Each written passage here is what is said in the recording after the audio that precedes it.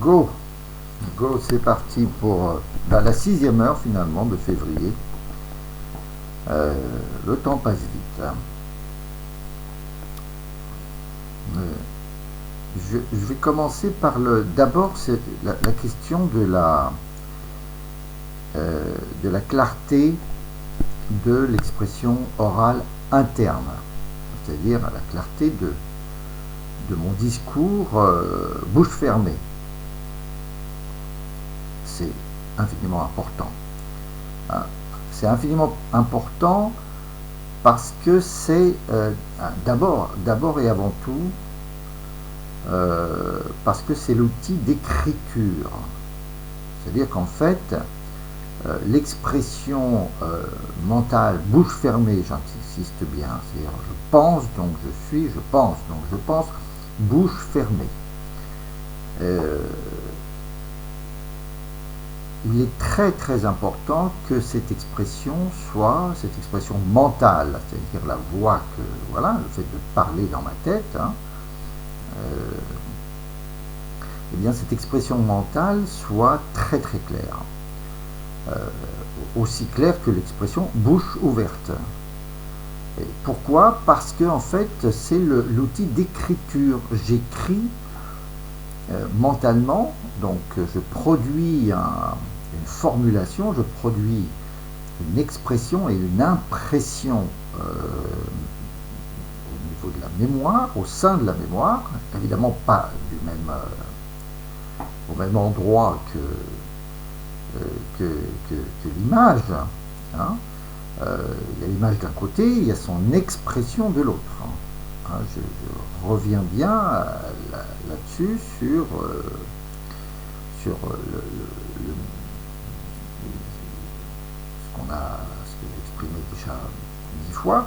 Je dois aboutir en fait à une image complexe parfaite, une image complexe parfaite, bien exprimée. Je reviens toujours de l'image à la phrase, puis à la superphrase, et à partir de là, grâce à cette superphrase, à la super image, à l'image réflexe, à l'image parfaite, inoubliable, indestructible, totalement, plus jamais totalement, parfaitement disponible, voilà, ultra stable, ultra navigable, totalement, parfaitement zoomable. Voilà. De l'image à la phrase, puis à la superphrase, et enfin, à partir de là, et grâce à ça, à la super image, à l'image parfaite, à l'image réflexe, à l'image indestructible, à tout jamais totalement parfaitement disponible, ultra claire, ultra précise, ultra solide, complètement évidente, totalement 3D, voilà, ultra stable, ultra navigable, totalement parfaitement zoomable. Voilà, il faut avoir très très bien compris qu'il n'y a pas de mémoire réelle, il n'y a pas d'image complexe, hein, conservable sans son expression parfaite. Hein. Tout ce qui se comprend bien s'énonce clairement. Voilà. Et ça va, donc, il faut pousser ce principe, voilà, cette règle bien connue, très ancienne, il faut le pousser à fond. Il faut pousser ça à fond. Et explicitement et consciemment. Hein, c'est pas juste, ah oui, bah, je vais bien l'exprimer, je vais bien le dire, ah, je vais bien l'exprimer. Non, c'est un boulot. Voilà. Hein, c'est-à-dire, voilà, l'image complexe parfaite, parfaitisée. Voilà, l'image complexe parfaite par le texte, par via le texte, la chimie, la véritable magie du texte. Vous voyez bien que, même là, par le texte, par via le texte, la chimie, la véritable magie du texte. Ça, c'est une phrase que je peux exprimer sans aucune hésitation. Par le texte, par via. Alors, l'image complexe parfaite par le texte, la chimie, la véritable magie. C'est-à-dire, l'image complexe avant, l'image complexe parfaite, bien exprimée, très bien exprimée, très très bien exprimée, de façon totalement réflexe, sans aucune hésitation. Je n'obtiens pas cette expression parfaite du premier coup, jamais. C'est long. C'est un travail. Mais c'est un travail simple que je maîtrise complètement.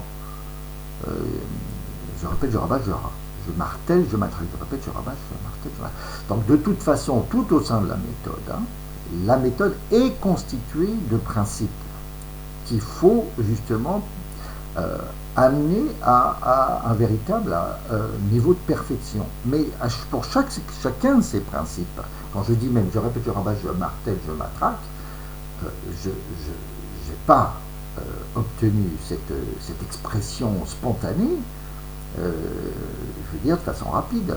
Non, ça a demandé, je ne sais pas, en tout, en cumulé, je vais peut-être répéter 100 fois, et puis par paquet de 5, un truc comme ça. Et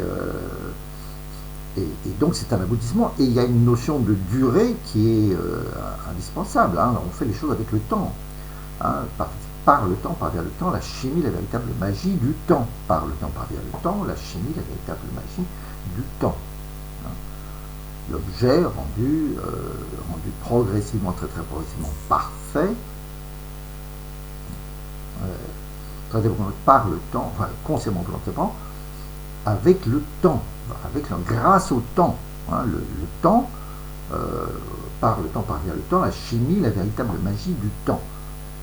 Il y a tout un, voilà, il faut laisser le temps au temps, comme c'est Mitterrand qui a réussi, je ne sais pas si c'est de lui, mais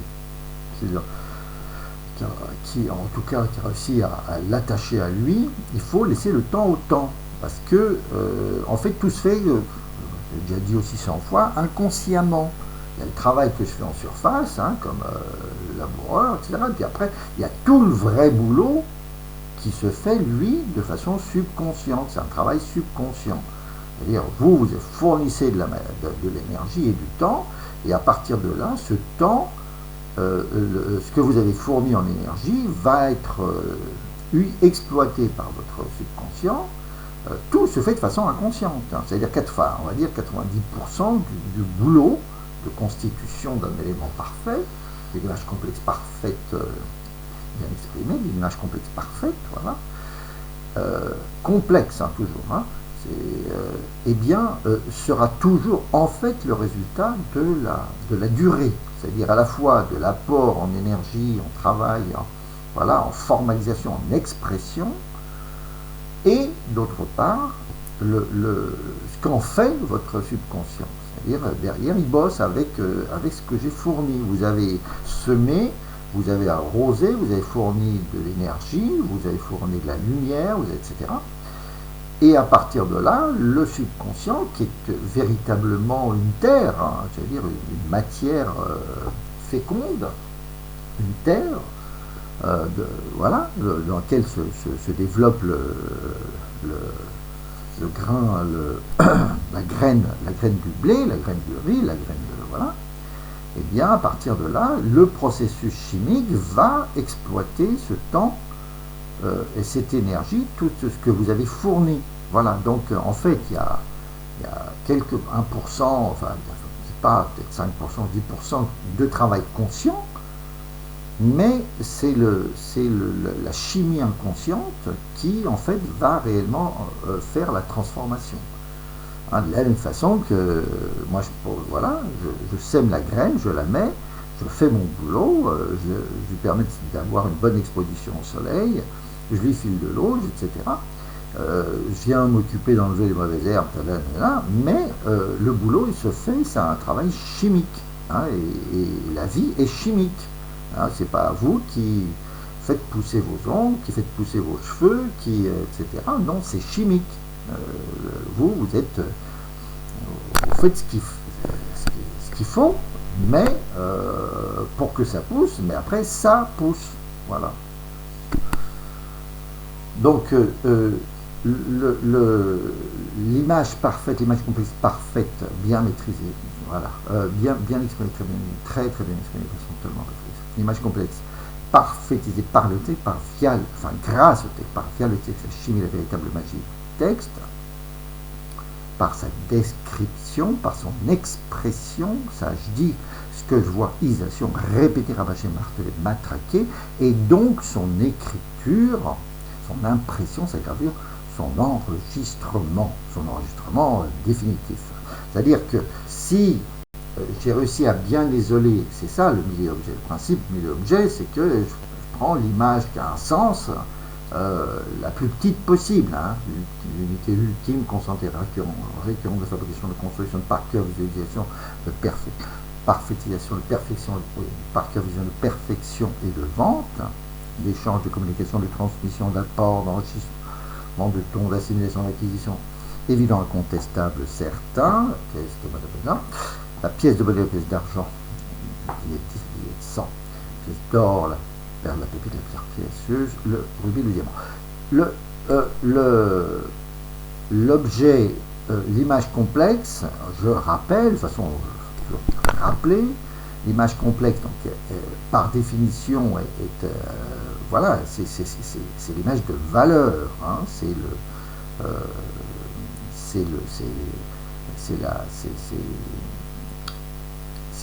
c'est qu'une entité, la plus petite entité possible, très visuelle, mais toute petite, et qui est bourrée de valeur. Voilà. Hein, si je prends le kanji pour tabemas, pour manger, voilà, hop, tabedou, enfin, je vais avoir un kanji, il est compliqué, avec un chapeau, avec les deux couverts en bas, etc. C'est compliqué, voilà. Et donc c'est vraiment complexe, c'est-à-dire l'image complexe, par définition, le principe d'Archimède, théorème de Thalès, le théorème de Pythagore, c'est un élément de valeur complexe, c'est-à-dire qui marche, qui est complètement valide, mais que j'arrive pas à comprendre du premier coup, une fois, voilà, et puis ça me fatigue, et puis que j'arrive pas à conserver, c'est-à-dire je l'oublie aussi sec, et puis voilà, et j'ai beau le refaire 2-3 fois comme ça au hasard, il s'en va, quoi. Autant on emporte le vent, hein. J'ai compris un peu sur le coup, j'ai fini par comprendre, et puis après, pouf, ça se barre. Hein. Je veux dire, c'est ça l'image complexe. Hein.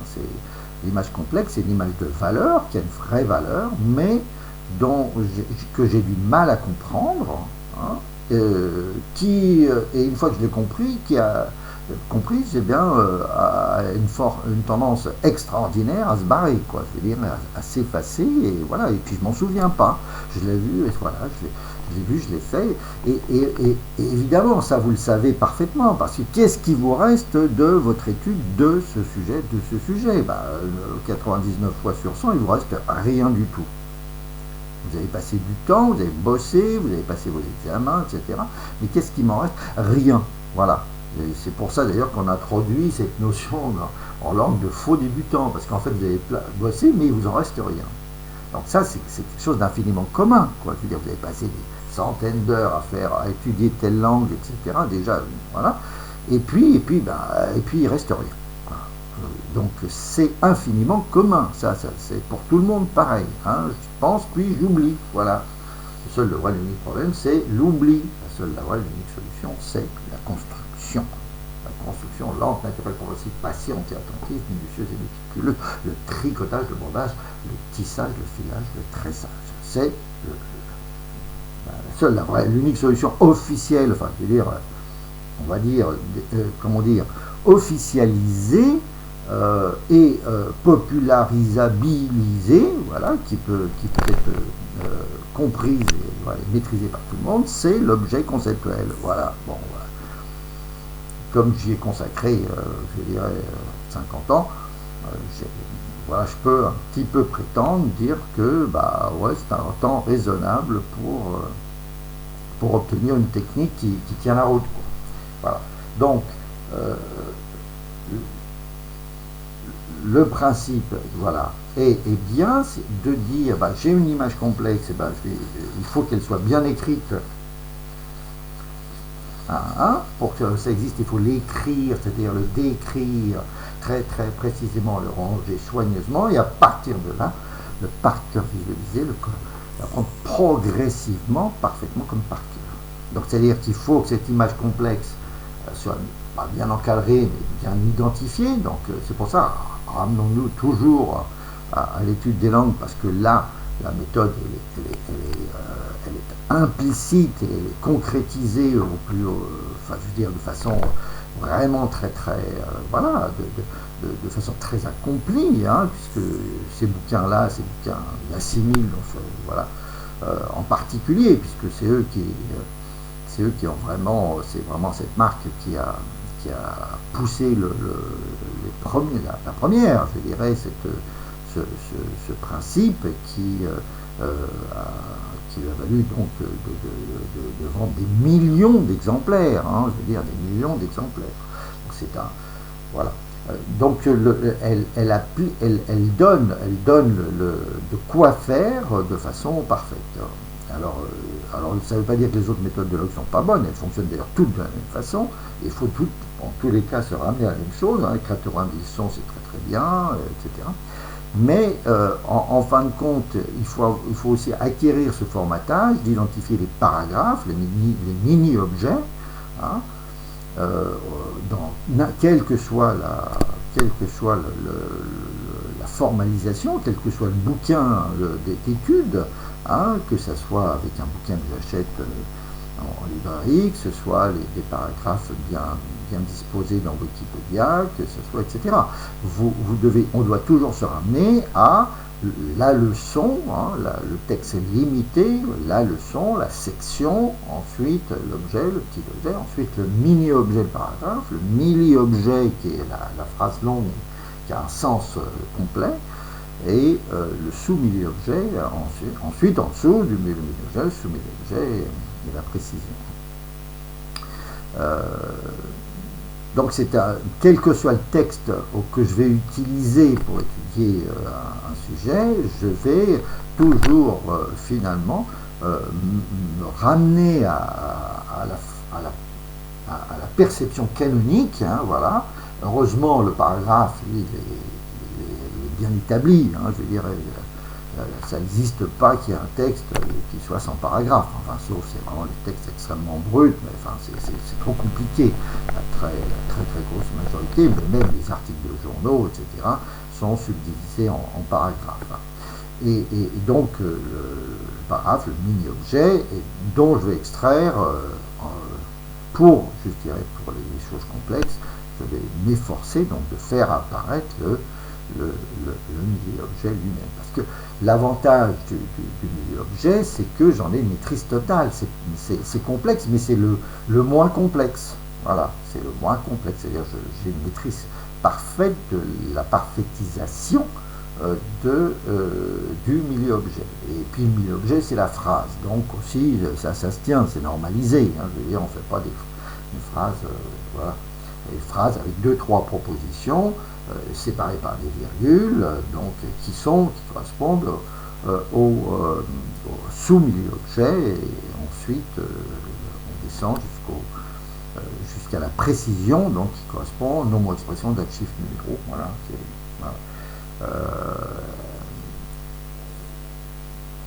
donc qui est vraiment donc qui me permet d'avoir un fonctionnement totalement itératif, totalement répétitif, voilà, automatique mécanique machinale. Alors déjà donc, alors quand j'ai démarré cette vidéo aujourd'hui, mais on est le 8 février.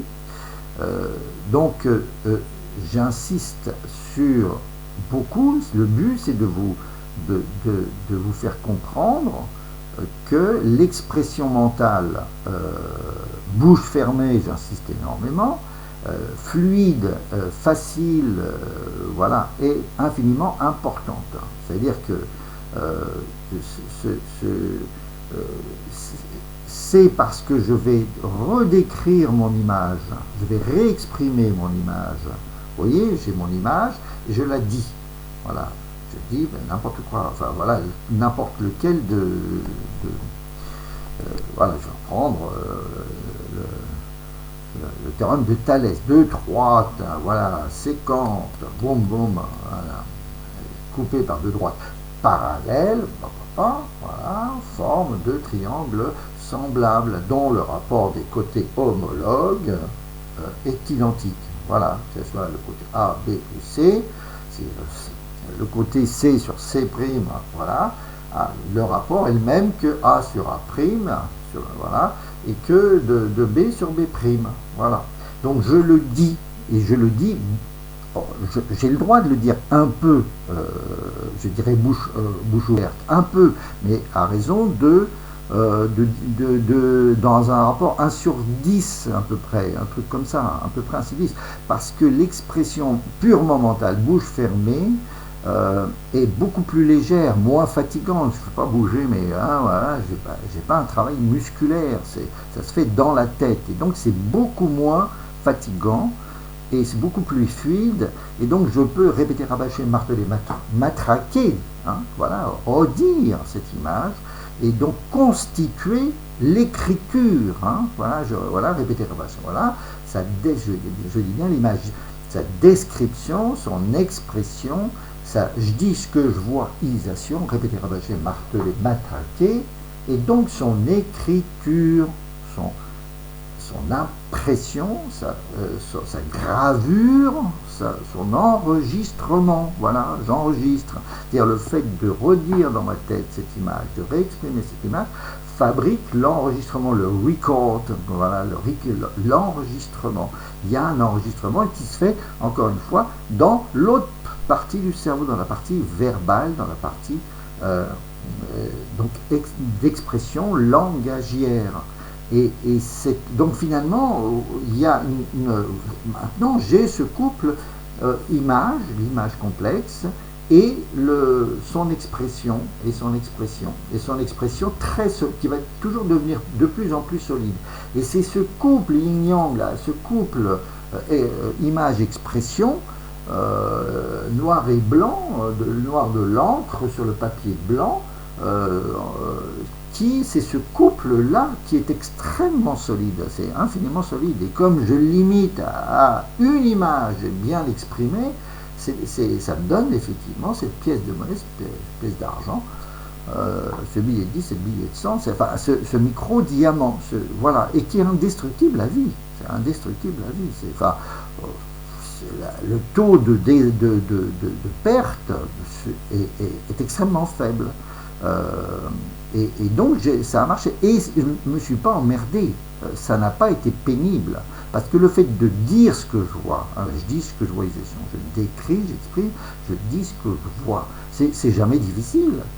Je dis, voilà, je travaille avec un micro, bon, je dis ce que je vois, il n'y a plus de savon dans la douche, il va falloir aller en acheter. Bon, je dis ce que je vois, donc c'est une expression totalement spontanée. 2 droites séquentes groupées vers le droite parallèle forment 2 triangles semblables. Donc je dis ce que je vois, donc c'est pas fatigant, ça n'a rien de formel, c'est simplement j'utilise mon réflexe naturel, spontané, d'expression. Et en fait, en faisant j'exprime et donc j'imprime. En fait, c'est ça il faut avoir pigé que le truc, l'énorme astuce, c'est j'exprime et donc j'imprime. Voilà, je dis, je décris, j'exprime.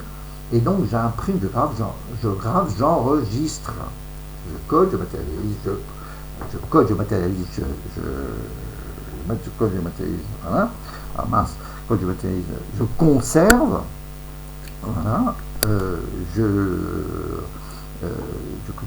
conserve, je communicabilise, je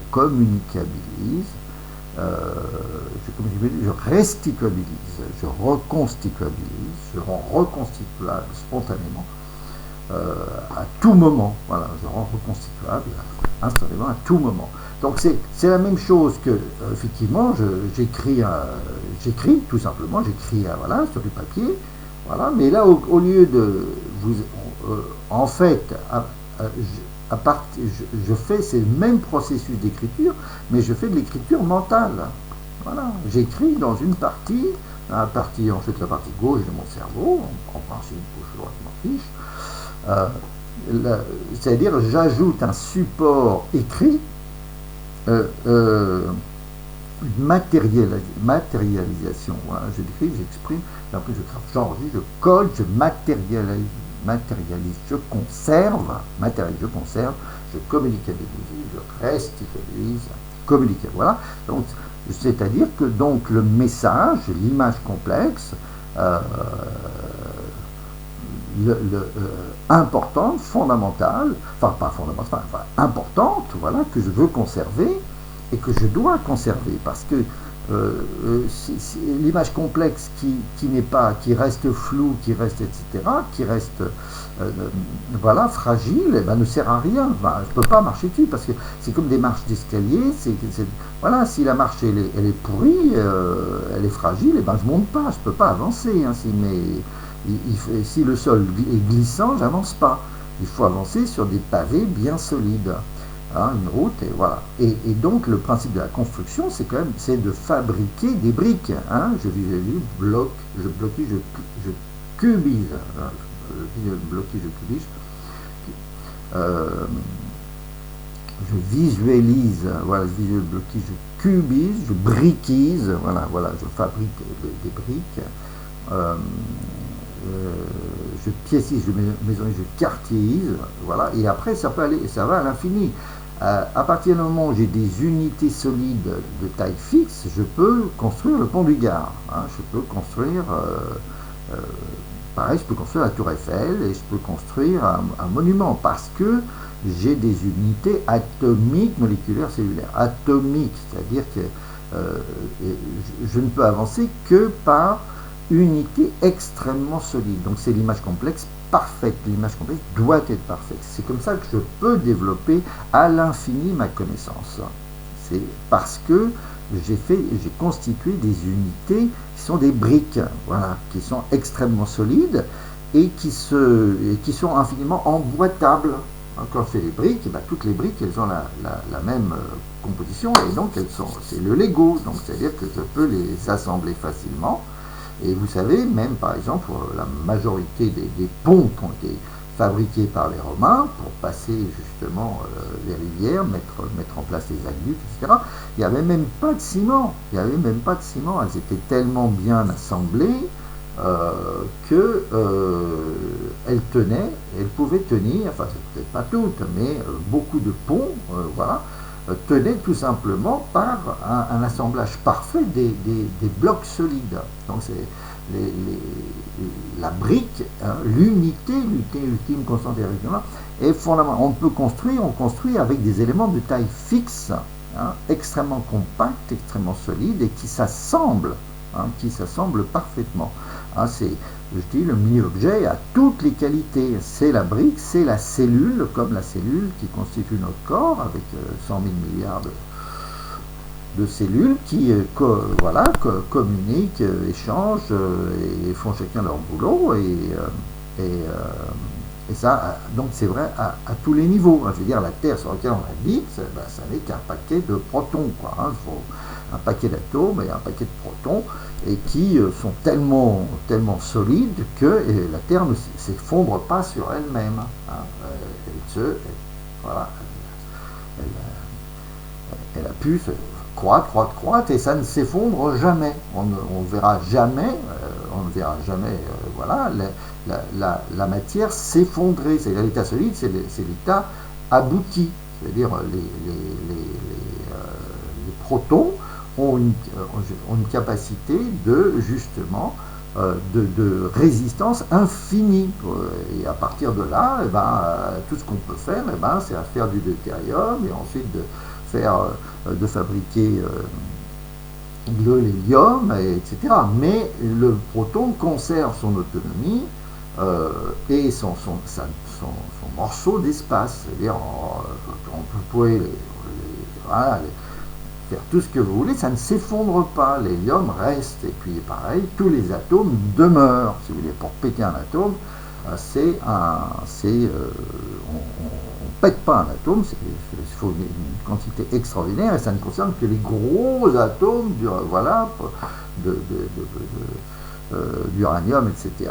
Donc j'arrive voilà, et qui sont devenus tellement gros que j'arrive à les diviser. Mais par contre, le volume occupé, le volume spatial occupé reste identique. Et alors peut-être voilà, un milliardième, etc., avec effectivement la petite différence qui fait le MC2 et qui produit une énergie monstrueuse. Voilà, l'énergie nucléaire. Donc cette notion de brique, c'est-à-dire d'unité ultra stable de taille fixe, c'est ça, voilà, et qui est parfaitement assemblable et qui ne s'effondre pas sur lui-même et qui au contraire est parfaitement disponible pour s'étendre indéfiniment. Hein, pour ça, voilà. Encore une fois, vous avez voilà, ces millions de milliards hein,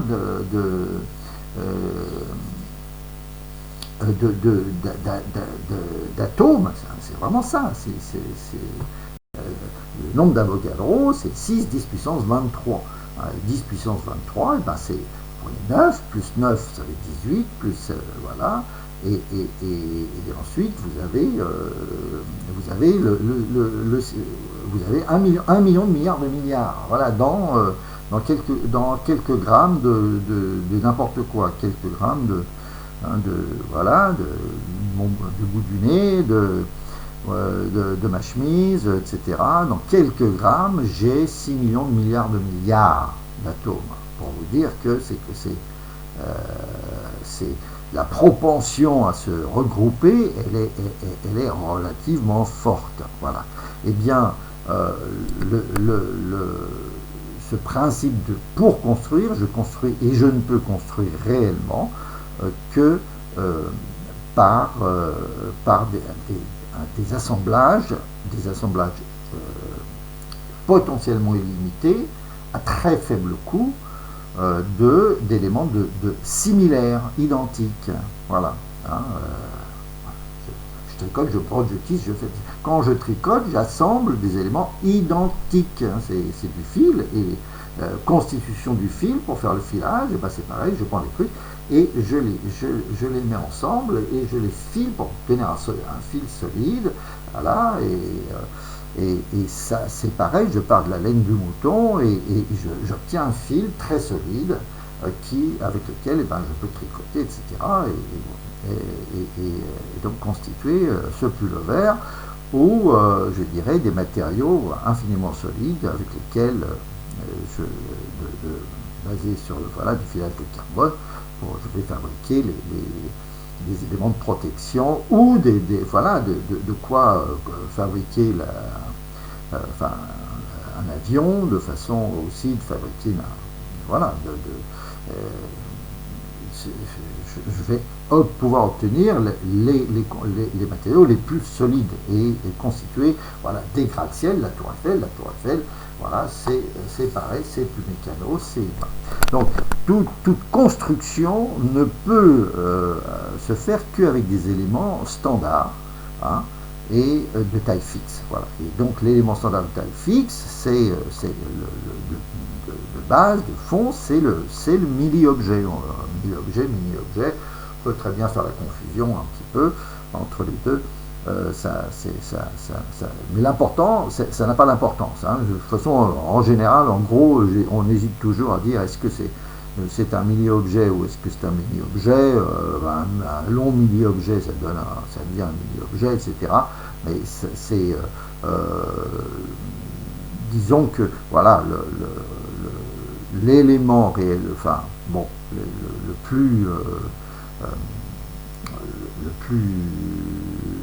le plus brique, hein, le plus élémentaire, le plus atomique, etc. Atomique, moléculaire, cellulaire, c'est le mini-objet. Moi, j'ai beaucoup hésité justement entre le mini-objet et le mini-objet.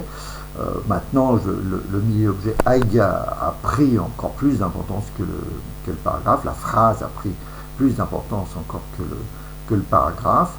Parce que j'ai une image, parce que c'est plus court, parce que c'est plus facile à travailler, etc. Donc voilà. Mais on peut très bien évoluer dans sa perception là-dessus. Je veux dire, on peut très bien commencer en disant je vais bosser avec le mini-objet, et ensuite je vais comprendre que le mini-objet était encore plus manipulable, encore plus facile. Voilà. Donc je resterai au mini-objet. Voilà. Sachant, et je vous le répète, que le mini-objet lui-même constitué de sous-mini-objets, même constitué de précision. Voilà, mais j'ai cette j'ai cette notion j'ai cette voilà, c'est un élément simple, c'est une image complexe et,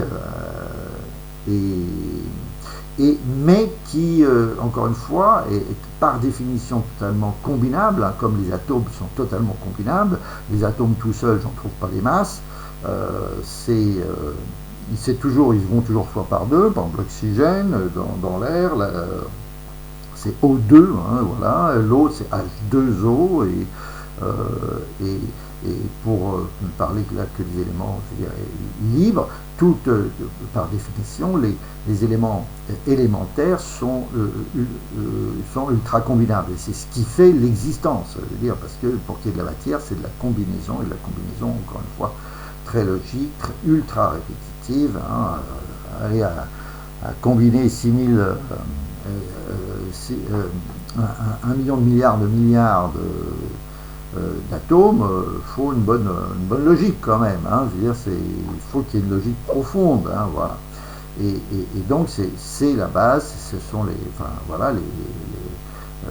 justement les règles fondamentales, les règles chimiques qui définissent quelles sont les bonnes combinaisons qui vont permettre effectivement d'aboutir à de la matière, réelle justement par enfilage, par filage. Voilà, je tricote, je projectile, je file, je tresse. Voilà. Je forme, je façonne, je monte, je fabrique, je constitue, je construis, je remplis, je finis. Voilà. Donc le milieu-objet, donc la phrase, bien écrite, avec une bonne typo, facile à photographier, voilà, qui ne prend pas beaucoup de place sur ma page, mais qui est bourré de sens, quoi, qui est riche, une image complexe, et qui est dont le contenu, voilà, est par définition lumineux, et je me régale, hein, quand je fais, voilà, le théorème de Thalès, voilà, deux triangles, etc., ce que je viens de dire. Cette image, elle me fascine, parce que effectivement, c'est remarquable que le rapport des côtés, des trois côtés, hein, des triangles, eh bien, soit identique. Il y a un rapport fixe. C'est génial, quoi. Donc je suis fasciné par le contenu du milieu-objet. Le milieu-objet est un objet complexe, mais c'est un objet riche.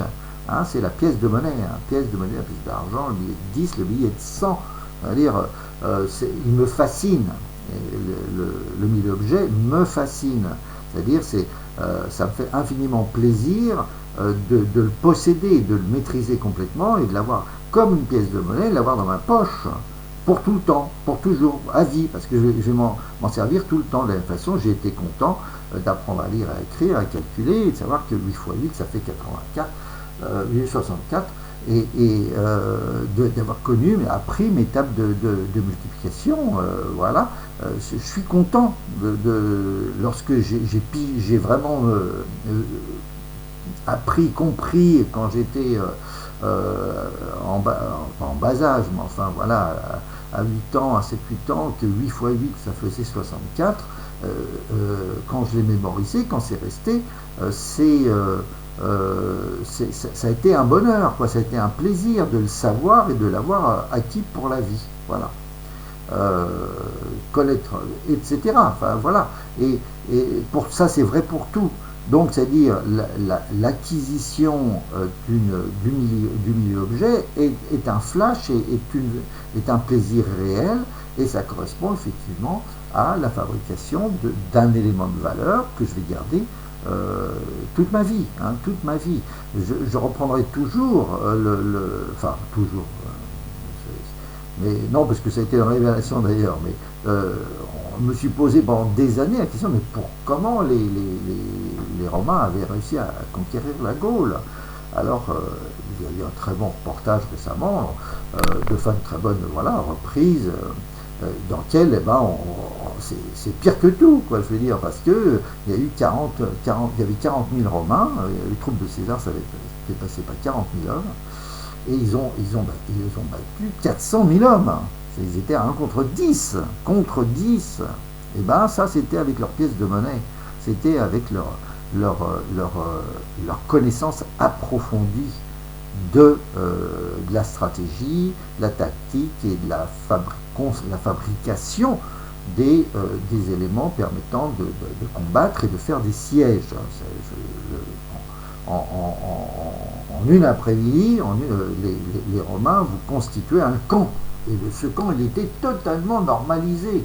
Et toutes les actions des légionnaires étaient parfaitement définies et chacun faisait son boulot à toute vitesse. En une après-midi, le camp était constitué et inattaquable. Voilà. Et c'est comme ça que les Romains ont réussi à repousser à la bataille d'Alésia 250 000 hommes. 250 000 hommes.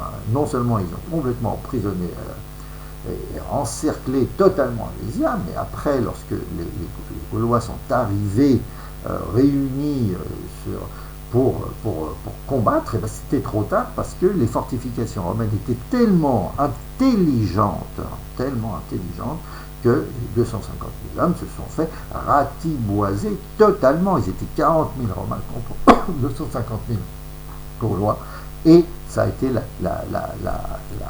défaite totale, voilà. Et pourquoi? Parce que il y avait une conception, une vision, une connaissance extrêmement élaborée de justement des techniques de siège. Et voilà. Et c'est tout à l'avenant. Je veux dire, vous prenez l'histoire voilà, du monde tel qu'on le connaît. À chaque fois, vous allez avoir en fait une maîtrise technique qui va être écrasante. Hein, je citais dans la présente vidéo les batailles de Crécy, les batailles d'Azincourt, 1415, 1356, 1415, c'est la supériorité de l'arc, ce qu'on appelait le longbow, de l'arc de la maîtrise de l'arc par les Anglais, qui était écrasante et qui a complètement décimé les chevaliers français, les troupes françaises, par 2 fois. Et puis, lorsque à la bataille de Castillon, pour revenir à elle, ce qui a été déterminant, c'est le passage en pratique au canon en métal, en acier, en métal, enfin canon en acier, enfin plutôt canon fin avec le boulet en acier, le boulet en acier qui était beaucoup plus perforant. Donc c'était déterminant pour donc finalement 1456, voilà, pour Castillon à peu près, voilà. Et par rapport à 1415, il y a eu 5 ans, il y a eu 40 ans, et il y a eu cette évolution technique majeure. Donc la technique est déterminante. Aujourd'hui, tous les problèmes qu'on connaît aujourd'hui avec cette crise sanitaire, etc., c'est une guerre technique. Et voilà. Et puis, la riposte aussi, qui se base aussi sur la technique. Une guerre technique basée sur la maîtrise des médias qui permet d'intoxiquer la population, à lui faire croire qu'il y a une pandémie alors qu'il n'y a pas de pandémie, mais c'est la technique des médias qui permet d'obtenir cette illusion parfaite, et qui se base aussi sur l'aspect technique qui est justement la maîtrise de la bonne connaissance de la biologie, qui permet justement, étant donné l'ignorance des gens sur le sujet, de leur faire gober n'importe quoi, voilà. Et la riposte se fait aussi de façon technique aujourd'hui par la communication extrêmement forte entre justement les individus qui s'aperçoivent de la supercherie et qui vont être beaucoup plus réactifs dans la contre-attaque, et aussi vont utiliser justement une connaissance beaucoup plus maîtrisée justement des aspects biologiques et géniques, pour comprendre d'où vient le danger et l'éviter, quoi. Voilà. Il y a des escrocs qui veulent mettre les gens en esclavage et en manipulant leurs gènes, et il faut que ces gens-là comprennent qu'on est en train de manipuler leurs gènes et qu'on veut justement les asservir par ce biais. Et donc, il faut aussi cette acquisition de connaissances il n'y a que la connaissance, voilà ça que ça veut dire. Les grandes victoires sont des victoires de connaissances. L'Amérique avait 80 millions de personnes et ils ont été envahis par les Espagnols et voilà, avec des canons, avec des chevaux, avec des mousquets, etc. Et c'est un écart de connaissances irrattrapable sur 10 ans ou sur 20 ans parce qu'il y avait 500 ans d'élaboration, de mise au point, etc. chez les attaquants.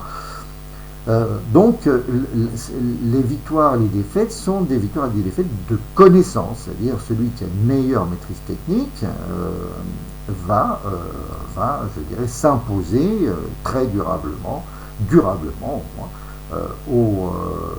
à celui qui n'a pas cette maîtrise technique et qui ne peut se relever qu'à partir du moment où il acquiert lui-même cette maîtrise technique. Voilà. Donc, bon, on pourrait répéter les exemples à l'infini et voilà. Donc c'est aussi on n'arrête pas le progrès, mais vraiment c'est un aspect dramatique, c'est-à-dire celui qui refuse de progresser, et se condamne à l'esclavage, à la soumission, et voilà, et jusqu'au moment où il finit par comprendre, après avoir laissé la moitié, sinon 80%. Je crois que en Amérique, il y avait 80 millions donc, voilà, de personnes de personnes qui habitaient l'Amérique, et il en restait 2 millions. Voilà, donc on est passé de 80 millions à 2 millions. 50 ans après, c'est-à-dire que l'extermination, le taux d'extermination des populations amérindiennes a été de l'ordre de 95% ou 98%, enfin à peu près, enfin c'est quelque chose d'absolument monstrueux, à la fois dans les combats, dans la partie, les combats, la réduction à l'esclavage, les mauvais traitements, et tous les aspects sanitaires, donc c'est-à-dire le retard en termes d'évolution aussi par rapport aux maladies graves, à la tuberculose, etc. et aux maladies sur lesquelles il y avait une avancée, je dirais, considérable aussi, à la fois en termes médicaux, mais aussi en partie génique, des populations européennes qui se sont installées. Donc c'était il n'y a pas longtemps, hein, ça a commencé en début 1492, découverte de l'Amérique, et derrière ça a été, c'était il y a 500, il y a donc 1500 à 2000, donc c'est à 500 ans, c'était complètement hier. Et donc le temps, les choses avancent énormément, quoi. On n'arrête pas le progrès, mais le progrès il déboule véritablement de façon immense et à la mode d'un tsunami, quoi. Je veux dire, c'est pas en train du tout de diminuer en termes de vitesse. C'est le contraire, c'est une croissance exponentielle. Et il faut faire avec, parce que ceux qui croient qu'ils peuvent aller se planquer dans les champs, etc., et retourner dans la forêt et compagnie, ils se mettent dans l'œil. Hein, les équilibres, ils se font sur un maximum de technologie, voilà, et il n'y a pas le choix, sinon on crève, quoi, c'est tout. Donc, aujourd'hui, il est nécessaire que justement on passe. Aujourd'hui, il y a une petite poignée de gens assez savants qui veulent marquer leur avantage sur des gens qui le sont moins. Donc, du coup, moi, je vous invite infiniment fortement à vous battre sur le domaine de la connaissance, de la compréhension, hein, et c'est la seule solution pour ne pas crever, quoi, c'est tout. Donc vive l'objet conceptuel, voilà. Alors, vive la connaissance parfaite, fabriquée de toutes pièces, la connaissance parfaite, fabriquée de toutes pièces. Donc ça nous fait 49, il nous fait 49, il me reste 8 minutes à peu près. Donc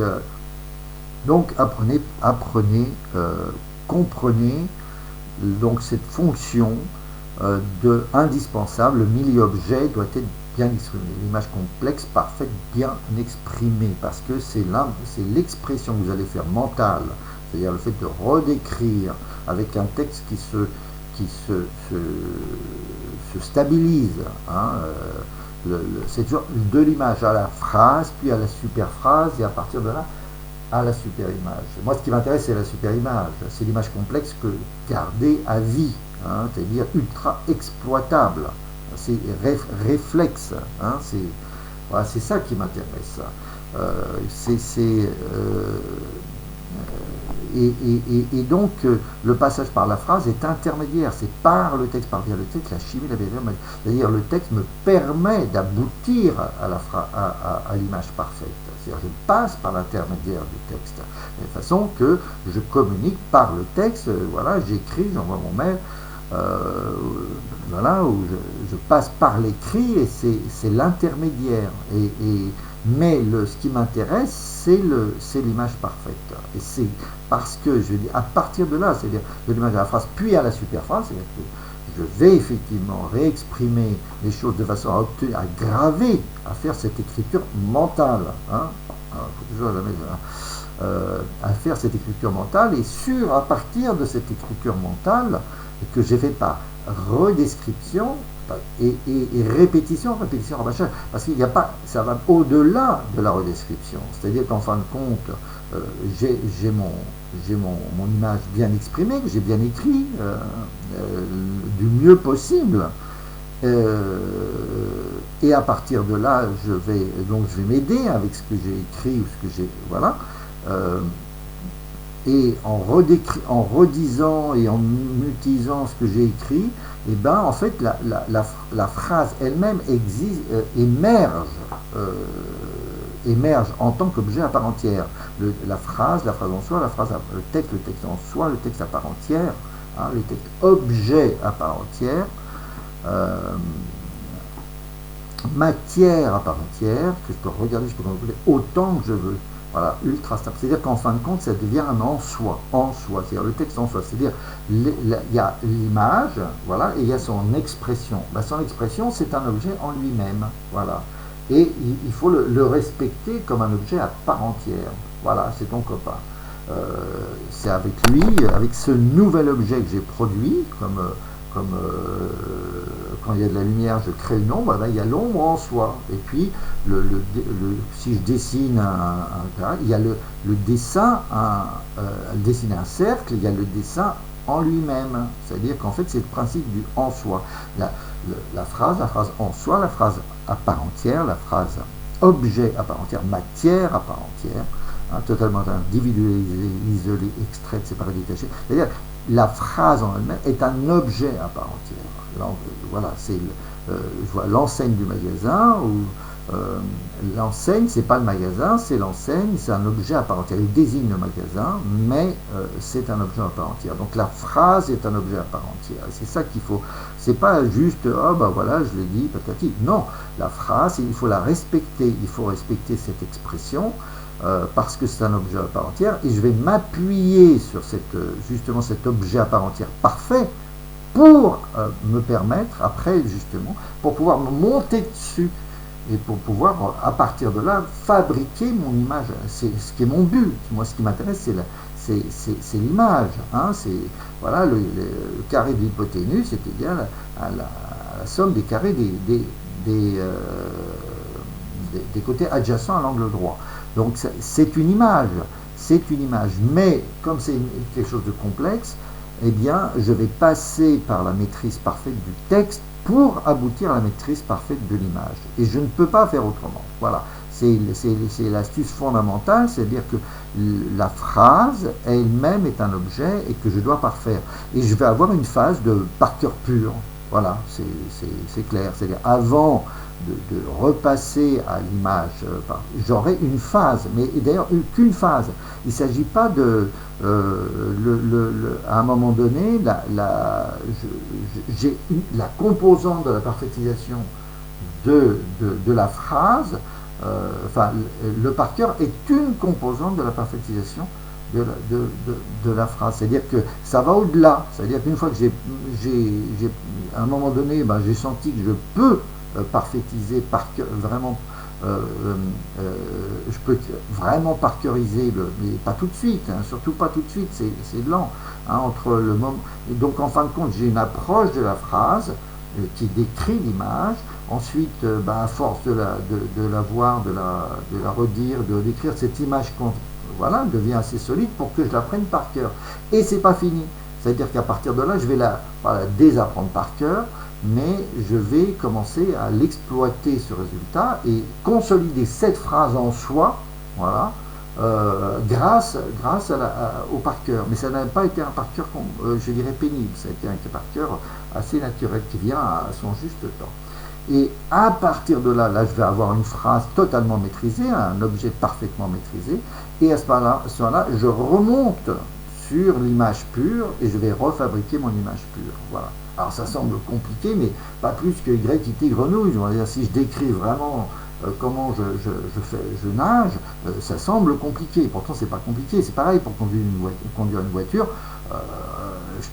La description me semble complexe, mais en réalité, ça se ramène à des choses, à des réflexes extrêmement simples, et je ne me pose pas de questions, c'est infiniment léger. Donc c'est pareil là, et c'est pareil pour le judo, etc. C'est-à-dire le geste est complètement, je dirais, complètement analysé à fond, et donc du coup j'ai une description assez complexe, mais au bout du compte, c'est pour aboutir en fait à un geste en une fraction de seconde, instantané et évident, quoi. Je veux dire, c'est, voilà, la comparaison au judo est d'ailleurs est tout à fait complètement juste. Les Japonais ont compris beaucoup de choses, les Chinois et les Japonais ont compris beaucoup de choses avant beaucoup de monde. Hein, voilà, petite aparté, les Japonais faisaient déjà de la navigation en haute mer 30 000 ans avant Jésus-Christ. 30 000 ans, donc c'est-à-dire 10 fois plus de temps que la pyramide de Khéops. Voilà, 30 000 ans avant Jésus-Christ, on a trouvé, je dirais, les preuves de navigation en haute mer pour ramener de l'obsidienne, pour faire du commerce sur l'obsidienne, qui était l'élément tranchant de l'époque, donc fondamental, utilisé partout. Donc 30 000 ans, navigation en haute mer. Voilà, pour dire que là aussi, il y a vraiment encore des perceptions complètement fausses sur l'histoire de l'humanité. Voilà, mais enfin, bon, qui finissent toujours par sortir, mais enfin, en leur temps. Voilà. Voilà, écoute, j'arrive à 58, donc stop. Voilà, je vais peut-être continuer dans la foulée, je vais voir. Voilà.